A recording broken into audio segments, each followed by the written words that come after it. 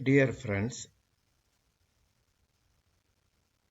நல்ல போதிய உடல் நலத்தோடு, மன வளத்தோடு, நட்பு நலத்தோடு வாழ்க்கையை அனுபவித்து வாழ்வது என்பது அனைவருக்கும் எளிதானதே, சாத்தியமானதே. இதற்கு சற்று சிந்தனை வேண்டும். நாம் எவ்வாறு வாழ்ந்து கொண்டிருக்கிறோம்? நமக்கு தெய்வ சக்தி எவ்வாறு நம் உடலையும் வாழ்க்கையையும் நடத்தி வருகிறது என்பதை புரிந்து கொள்ள வேண்டும். நம் உடலில் 5 ஓட்டங்கள் நடைபெறுகின்றன. உண்ணும் உணவு சக்தியாக மாறுகிறது, கழிவுப் பொருள்கள் வெளியேறுகின்றன. இதை யார் செய்கிறார்கள்? இந்த கேள்வி நமக்கு எப்பொழுதும் ஆழ்மனதில் இருக்க வேண்டும். இதை எந்த மனிதனாவது செய்கிறார்களா? நமக்காக நாம் செய்கிறோமா என்று பார்க்கும் பொழுது, இந்த பிரபஞ்சத்தையே ஒழுங்குமுறையாக இயக்கும் தெய்வ சக்தியே நம்முள் இருந்து நம்மை பிறக்க வைத்து இவைகளெல்லாம் நம் உடலில் செய்து கொண்டிருக்கிறது. மகரிஷி அவர்கள் கூறுவார்கள், அமைப்பு, துல்லியம், இயக்க ஒழுங்கு. எங்கும் எதிலும், பிரபஞ்சம் முழுவதிலும், மனித உடலிலும் அந்த அமைப்பு, துல்லியம், இயக்க ஒழுங்கு நம் உடலில் ஏற்கனவே நடந்து கொண்டு இருக்கிறது.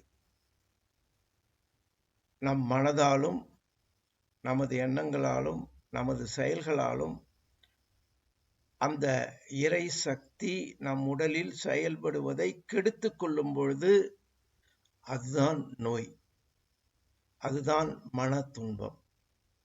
எனவே விழிப்புணர்வுடன் இருந்து நம் உடலில் இயங்கும் தெய்வ சக்தியை மதித்து அதற்கு பூஜை செய்து அதை நன்றாக வைத்துக்கொண்டு சமுதாய சம்பந்தப்பட்ட எண்ணங்கள் அதை பாதிக்காமல் பார்த்து கொண்டால் போறோம். விழிப்புணர்வுடன் உடல் நலம் இயல்பாகிவிடும், நீண்ட ஆயுள் கிட்டும், நட்பு நலம் ஓங்கும், போதிய பொருளாதார வசதி கிட்டும், நாமும் வாழ்ந்து பிறருக்கும்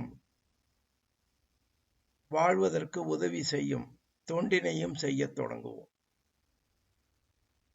எனவே நம் உடலில், நம் மனதில், பிரபஞ்சத்தில் தெய்வ சக்தி ஒழுங்குமுறையாக இயக்கிக் கொண்டிருக்கிறது. இதில் மனிதன் செய்வதற்கு எதுவுமே இல்லை. இதை மனிதன் கெடுத்து கொள்ளாமல் வாழ பழக வேண்டும். மனிதன் சமுதாயமாக வாழ்வதால் அவனுக்கு உறவுகள், பாசம், பந்தம், பொருள், புகழ், செல்வாக்கு என்பது செயற்கையான தேவைகள் உள்ளது. அது இயல்புதான். அதில் ஒரு மாடரேஷன் இருக்க வேண்டும், அளவு முறை இருக்க வேண்டும். அவைகளை எல்லாவற்றையும் அனுபவிக்க வேண்டும், உறவுகளை அனுபவிக்க வேண்டும், பொருளை அனுபவிக்க வேண்டும், செயற்கை இன்பங்களை அனுபவிக்க வேண்டும்.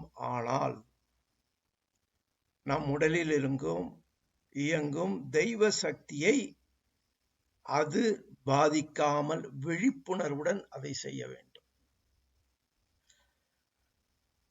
இதுதான் யோக வாழ்க்கை என்று அழைக்கப்படுகிறது. இவ்வாறு செய்யும் பொழுது மருந்துகள் தேவையில்லை, அடிக்கடி மருத்துவமனைக்கு செல்ல தேவையில்லை.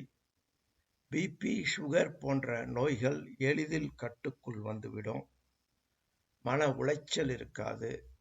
எனவே நமது மனதின் தாங்கும் சக்தியை புரிந்து கொண்டு சமுதாய விஷயங்களில் ஈடுபட வேண்டும். நம் மனம் தாங்கும் சக்திக்கு அதிகமாக, உடல் தாங்கும் சக்திக்கு அதிகமாக சமுதாயத்தோடு தொடர்பு கொள்ளும் பொழுது இயல்பாக இயங்கி வரும் தெய்வ சக்தி மிகவும் பாதிக்கப்படுகிறது. அதைதான் மனதில் ஸ்ட்ரெஸ், டென்ஷன், கவலை, கோபம், பயம் என்று மனதளவில் கூறுகிறோம். உடலளவில் பல்வேறு வலிகள், நோய்கள், பாதிப்புகள், முதுமை இவைகள் வந்துவிடுகின்றன. எனவே இந்த நமக்கு ஒரு கிடைத்தற்கரிய குரு கிடைத்துள்ளார், தவம் கிடைத்துள்ளது. அந்த தெய்வ சக்தியை பெறுவதற்கும் விழிப்புணர்வுடன் வாழ்வதற்கும். எனவே தொடர்ந்து தவம் செய்வோம். ஒவ்வொரு நாள் தவம் செய்யும் பொழுதும் நாம் மிக எளிதில் நமது வாழ்க்கையில் பாஸ் செய்து விடுகிறோம். எனவே பயிற்சிகள் எல்லாம் மிக மிக முக்கியமானது தவமே. மற்றவைகள் எல்லாம் அதற்கு உதவுபவை. எக்ஸசைஸு, காயகல்பம், அகத்தாய்வு, மௌனம் எல்லாம் தவத்திற்கு உதவுபவை. எனவே தவத்தை விடாமல் பற்றிக்கொள்வோம். அந்த இறை சக்தியை உடலில், மனதில் தவத்தின் மூலம் அதிகரித்துக் கொள்வோம் என்று கூறி இப்பொழுது நேரடியாக தவத்திற்கு செல்வோம்.